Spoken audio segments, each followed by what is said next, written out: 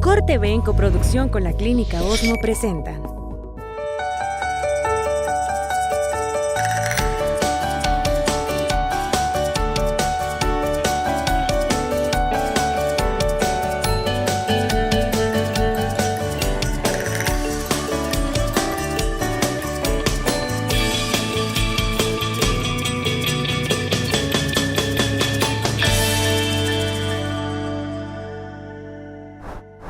Hola amigas y amigos, bienvenidos a su programa Prevenir es Vivir. Soy el doctor Víctor Borges y a lo largo de una serie de programas platicaremos sobre la importancia de la prevención y el diagnóstico oportuno del cáncer. ¿Qué es el cáncer? El cáncer es un crecimiento incontrolado de las células que puede aparecer en cualquier parte del organismo y cuando avanza puede encontrarse en otros órganos. El cáncer es una enfermedad mucho más antigua de lo que nosotros pensamos, ya que existen hallazgos de esta enfermedad en huesos que datan de 1.7 millones de años. El cáncer es la principal causa de muerte en el mundo. En el 2012 causó más del 12% de las muertes y para el 2020 se estima un incremento del 50% de los casos. El cáncer es una enfermedad que se puede prevenir evitando la exposición a factores de riesgo comunes. Hoy platicaremos sobre el cáncer cervicuterino, que es la principal causa de muerte en el estado. Y para ello nos acompañan especialistas en el tema. Pero antes de presentarnos, acompáñanos a ver la siguiente cápsula. El cáncer de cuello uterino es el crecimiento, desarrollo y multiplicación de manera desordenada y sin control de las células del cuello del útero o matriz. Este es muy común en México, lo que ocasiona que 1 de cada 10 mujeres con algún tipo de cáncer muera, convirtiéndose en la segunda causa de defunción por cáncer entre las mujeres.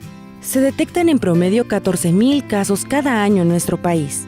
La mejor manera para detectar el cáncer cérvico-uterino es la prueba del Papá Nicolau, por lo que es necesario realizarlo regularmente. ¿Pero qué es lo que causa este cáncer?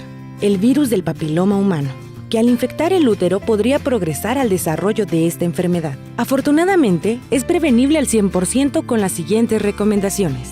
Vacunación contra el virus del papiloma humano, uso del condón, detección y tratamiento de lesiones precancerosas o evitar el consumo de tabaco.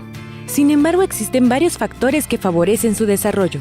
En Prevenir es Vivir, te diremos cuáles son y cómo tratar esta enfermedad. Acompáñanos.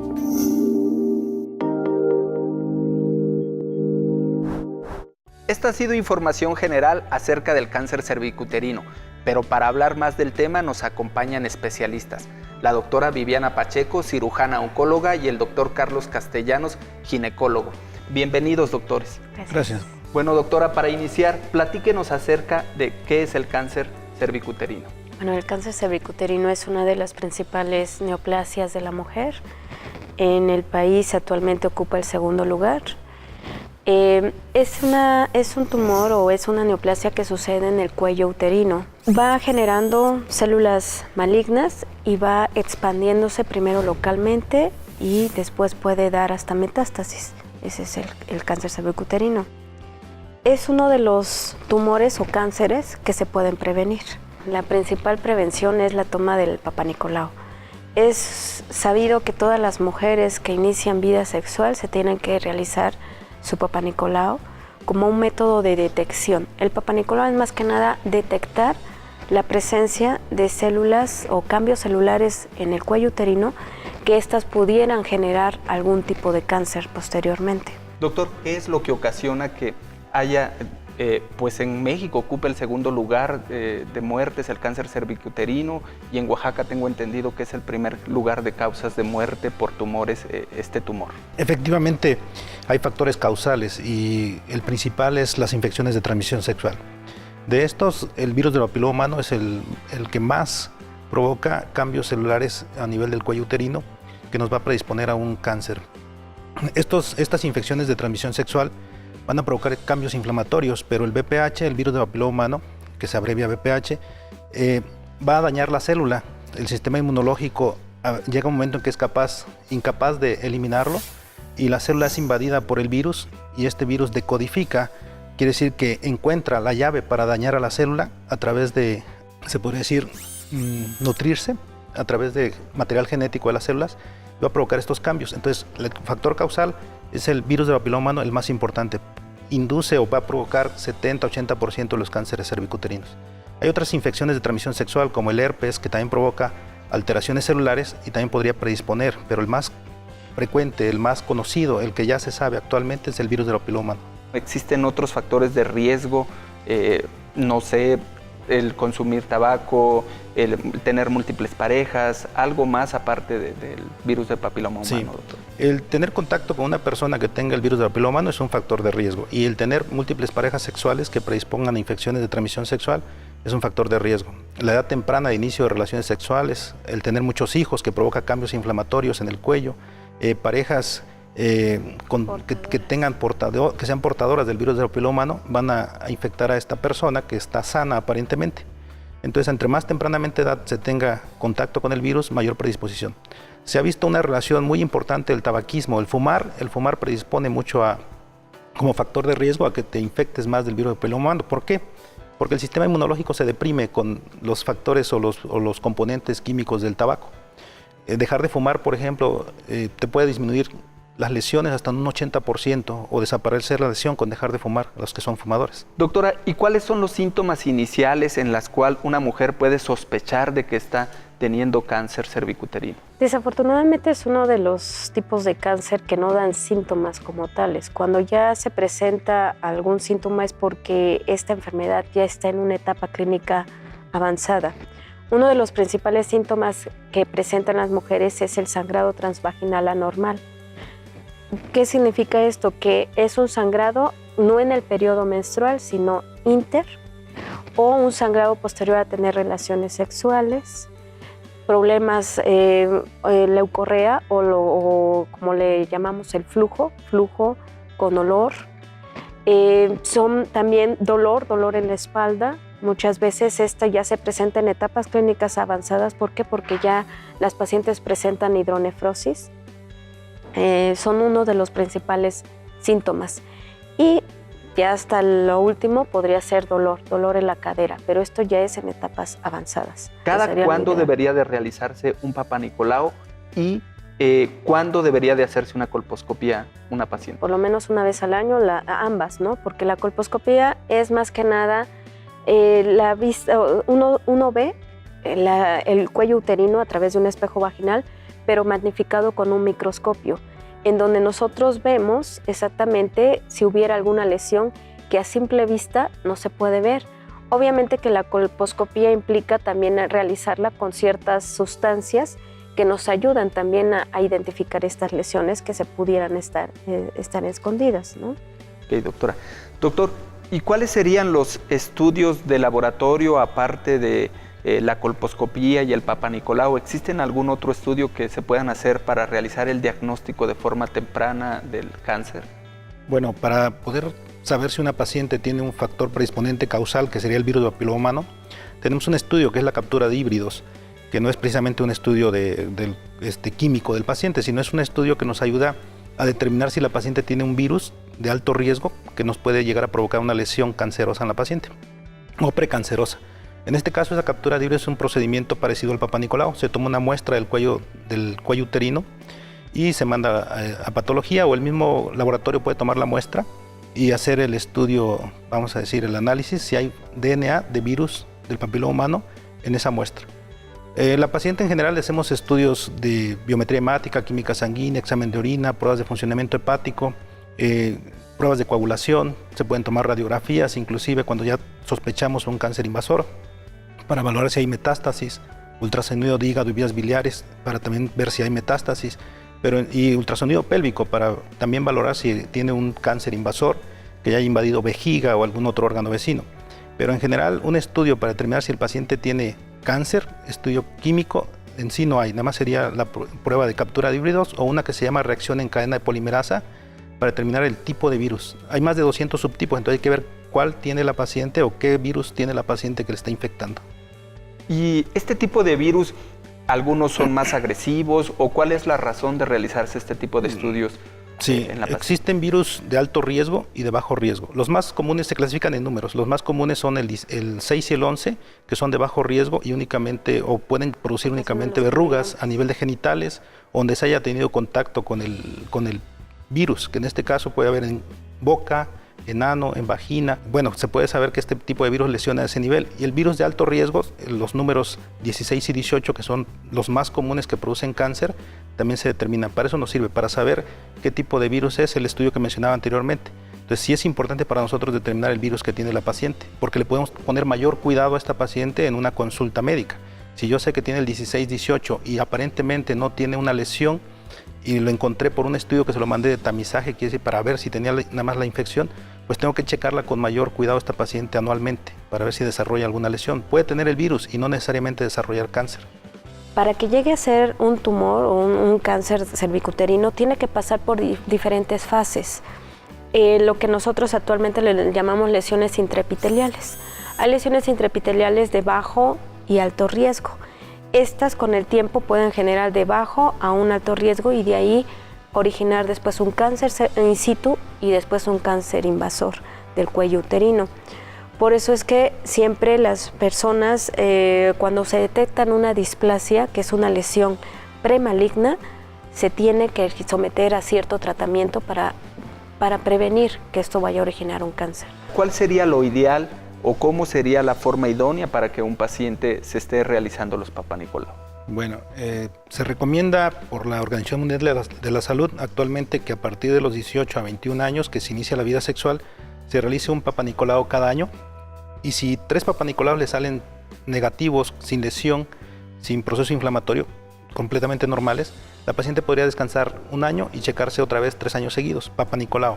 Esta prueba de tamizaje o prueba de filtrado, de cribaje, le podemos decir, metemos a muchas pacientes dentro de estudios de Papá Nicolau. Si una de ellas llega a tener alguna lesión, esa paciente se pasa a una colposcopía para tomar biopsia y corroborar si hay lesión. Pero nosotros lo que hacemos es checar, digamos, 3 Papá Nicolaus continuos, salieron normales, volvemos a checarla otra vez en 2 años, 3 Papá Nicolaus continuos normales. Muchas pacientes se checan el Papá Nicolau y nos dicen, ¿por qué si hace un año salió normal, ahora me sale con una lesión? ¿Qué pasó aquí?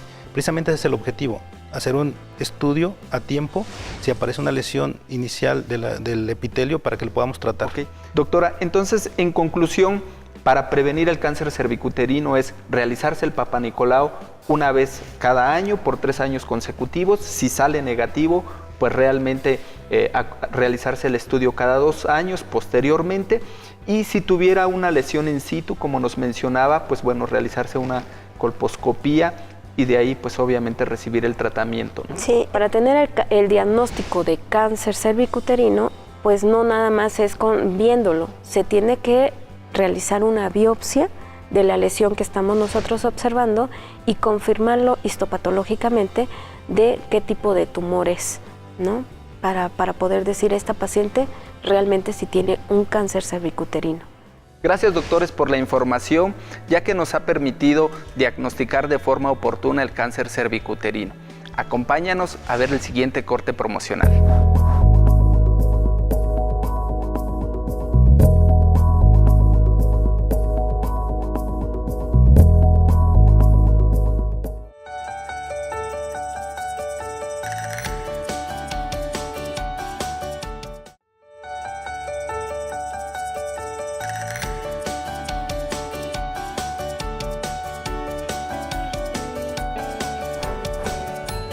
Gracias por continuar con nosotros. Recuerden, el tema de hoy es cáncer cervicuterino. También nos puedes contactar a través de nuestras redes sociales, las cuales están apareciendo en su pantalla. Para hablar más del tema, contamos con 2 testimonios de pacientes que han tenido esta enfermedad. Simplemente siempre andaba yo en pie de lucha trabajando, nunca me dediqué a mi persona porque tuve 5 hijos. Y de repente andaba yo con mi ropa interior manchadita. Ya en mes de julio, me agarró como una hemorragia. Me hicieron mis estudios, ¿no? El doctor apenas lo vio y me dice, tú tienes cáncer 3ª etapa. Pues me hicieron el Papá Nicolau. Y ya llegó los resultados y me dijeron que ahí tenía cáncer. Fui al doctor ahí donde me checaron y me dijeron y me hicieron la biopsia. Y ya después esperé los resultados que llegaran y ya me dijeron que era cáncer. Pues me pasó de que, pues dice, va a morir uno, de todos. Y luego sí va a morir uno, pero cuando diga adiós. Y también y tener valor y todo. Me hizo mis estudios de todo. Tu cáncer es la buena noticia que te doy, dice, que no está regada tu cáncer, está encapsulado. No tengas miedo, me dice. Y ya me hicieron los estudios y me dijeron que ya me tenían que operar urgentemente porque era eso, cáncer. Pues me sentí mal, me sentí muy deprimida, pues. Que fuera más avanzado si no me estuviera checando cada año. Hay que salir adelante, amar a mis hijas, mis hijos, me dicen. Tú no te apachurres, adelante. Después ya recibí tres quimios, 45 radiaciones. Que le echen ganas, que no se apachurren y que tomen sus cositas a la hora y no pasa nada. Yo les digo que a las compañeras pues que se lo hagan a tiempo antes para que le detectan eso. Y sí, van a sanar, como estoy yo.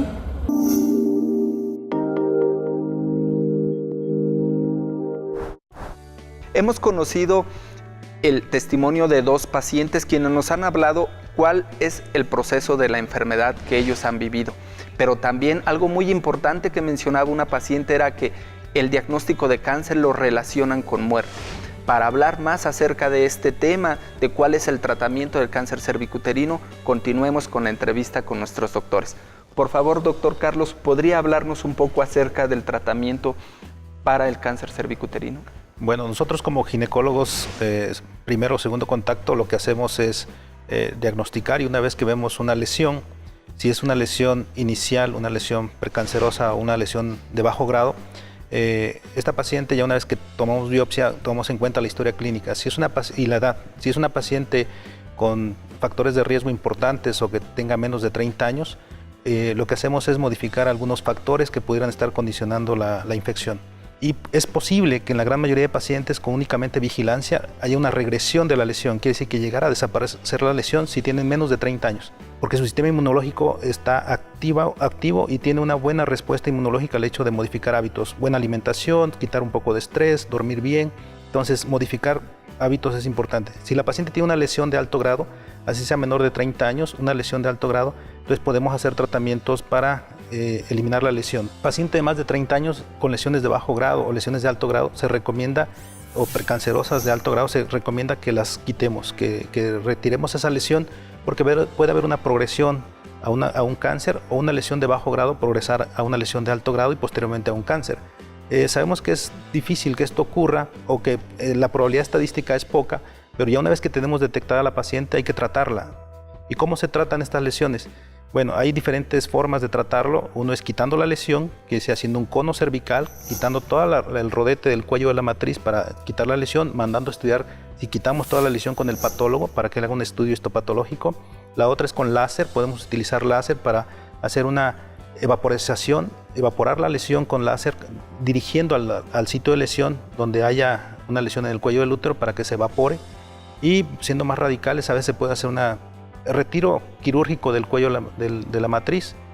Y algo que ya no se recomienda mucho es el congelamiento, porque puede haber recidivas muy importantes con un congelamiento. Ponemos una criosonda o pistola de congelamiento encima del cuello del útero y congelamos a menos 60, 70 grados centígrados.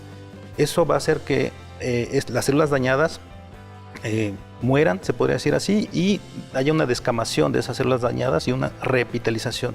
Entonces, ese es el tratamiento que hay actualmente para las células precancerosas o lesiones iniciales. Este tratamiento sería exclusivamente entonces para las lesiones precancerosas, doctor, así es, ¿verdad? Doctora, y cuando ya está realizado el diagnóstico de que la paciente tiene cáncer cervicuterino, ¿cuál sería el tratamiento? Bueno, cuando ya tenemos el diagnóstico a través de una biopsia tomada del cuello uterino, lo que tenemos que hacer es etapificar a la paciente, ver en qué etapa clínica está nuestra paciente, porque de ahí va a determinarse el tratamiento. Hay pacientes que nosotros les revisamos, la lesión está localizada, tenemos que ver la historia clínica y todo. Si es una etapa clínica 1 que se divide en A1 o B, lo que requiere es una histerectomía radical. Histerectomía radical se refiere a que tenemos que quitar todo el útero, tenemos que quitar los parametrios, tomar ganglios y un rodete de vagina. A eso se le llama histerectomía radical. Sin embargo, cuando ya esta paciente se determina que está en una etapa clínica de 2 en adelante, 2, 3 o 4, 2 o 3, el tratamiento tiene que ser, no es quirúrgico, se tiene que llevar a cabo a través de quimioterapia y radioterapia concomitantemente. La enfermedad en una etapa clínica 2 quiere decir que ya está fuera del cuello uterino, que ya tomó los parametrios, o a través de una tomografía revisar si ya tiene hidronefrosis, ya estamos en una etapa clínica 3. ¿Por qué la hidronefrosis? Porque el tumor va creciendo tanto que ya no permite que los ureteros tengan un buen drenaje hacia la vejiga. Obviamente que no hay buen drenaje de la orina, los riñoncitos empiezan a sufrir, a eso se le llama hidronefrosis. Y ya esto sucede en tumores muy grandes, que se les debe de dar quimio y radioterapia al mismo tiempo.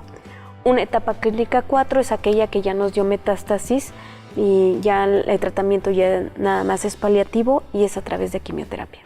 En conclusión, doctora, ¿podríamos decir que el tratamiento va a depender de la etapa en la que se encuentra el paciente, qué tan avanzada está la enfermedad? Y al final podríamos concluir que el cáncer cervicuterino puede ser curable si se diagnostica de forma oportuna. En etapas avanzadas, etapa 4, ahí donde ya existe simplemente metástasis. hay control. Por eso es que se les hace tanto énfasis a que se tienen que el Papa Nicolau, que colposcopía. ¿Por qué? Porque si una lesión se detecta a tiempo, por ejemplo en una lesión intraepitelial de bajo grado y se le puede someter a un tratamiento local, esa paciente pues va a disminuir el riesgo para tener un cáncer. Nuestro equipo de producción ha salido a diferentes regiones del estado para aclarar o para recabar algunas dudas que tiene el público en general, las cuales pues ahorita regresando nuestros médicos nos las van a aclarar. Yo le quiero hacer la pregunta a los médicos, si la vacuna en contra del cáncer cérvico-uterino es efectiva. Si yo tengo el virus del papiloma humano, ¿se lo puedo contagiar a mi mujer? ¿Y qué tipo de cáncer les podría dar? Bueno, tenemos unas dudas, doctores. Por favor, doctora, ¿puede aclararnos la duda de nuestro primer paciente acerca de la vacuna del virus del papiloma? Sí, la vacuna contra el virus del papiloma humano sí es eficaz, sí es efectiva. De hecho, se recomienda y se ha hecho un programa nacional en donde todas las niñas y niños se deben de vacunar en la edad de la primaria, en el 5º o 6º año. Estas vacunas lo que hacen no es que quiten el virus de papiloma humano, simplemente que disminuyen la agresividad en aquellas mujeres que ya tuvieron contacto. ¿A qué me refiero esto? Hay pacientes que me han dicho, doctora, si yo ya tuve hijos, ¿me puedo poner la vacuna? Sí se la pueden poner. Si ella tiene contacto con el virus de papiloma humano y sobre todo estos tipos, va a disminuir la probabilidad de que se le origine alguna lesión. Algunas vacunas están solamente destinadas a 2 tipos, ¿no? Que es el 16 y 18, que es aceptable. Sin embargo, se recomienda que sea la tetravalente. Ok, doctora, gracias. Doctor, y acerca de la segunda pregunta que tenía, la duda del segundo participante. Sí, obviamente cualquier persona que tenga el virus del papiloma humano, que ya esté comprobado o que tenga la sospecha de tener virus del papiloma humano, puede infectar a una persona sana. Al momento que tiene relaciones sexuales sin protección, la probabilidad de infectarlo es mucho mayor. Y si es una pareja estable, casados, pues lógicamente si el esposo o la esposa tiene el virus del papiloma humano, va a infectar a su pareja. Doctor, si el hombre también tiene virus del papiloma humano, ¿es necesario que se realice el tratamiento? Hay controversia ahí con los urólogos. Nosotros, los ginecólogos generalmente mandamos al varón con el urólogo. Y el urólogo es el encargado de buscar en el hombre si tiene alguna lesión en el pene. Muchas veces el virus del papiloma humano está intrauretral. Dentro del pene, en la uretra, está alojado ahí el virus en las células. Entonces les hacen un estudio especial a los hombres también de búsqueda de virus, ya sea captura de híbridos o PCR para detectar virus. Meten un pequeño cepillito dentro del pene y esas células buscan si tienen DNA del virus. Si lo tienen es que está positivo. Entonces hay urólogos que les dan tratamiento a los varones con una crema especial, imiquimod se llama, que lo que va a hacer es atacar la lesión que está intrauretral. Aunque no tenga lesiones externas, se lo mandan a los pacientes. Pero hay urólogos que dicen, ¿sabes qué? ¿Para qué tratamos al hombre si está asintomático y no tiene lesión visible? Entonces es medio controversial, pero trabajando con algunos compañeros urólogos sí le dan tratamiento al varón. Sería lo ideal. Y eso también le quita el estrés y la ansiedad a la mujer de saber que su esposo también está siendo tratado. Si el hombre no se trata, la mujer difícilmente va a tener la confianza de regresar a una vida sexual sin protección. Muchas gracias, doctores, por acompañarnos en este programa, a lo largo del cual hemos platicado acerca de los síntomas, los estudios de laboratorio que hay que efectuarse, así como la importancia de prevenir para diagnosticar de forma oportuna el cáncer cervicouterino. Recuerden, si tienen dudas nos puedes contactar en nuestras redes sociales. La importancia de prevenir es porque el cáncer es curable si lo diagnosticamos de forma oportuna. Es por eso que prevenir es vivir.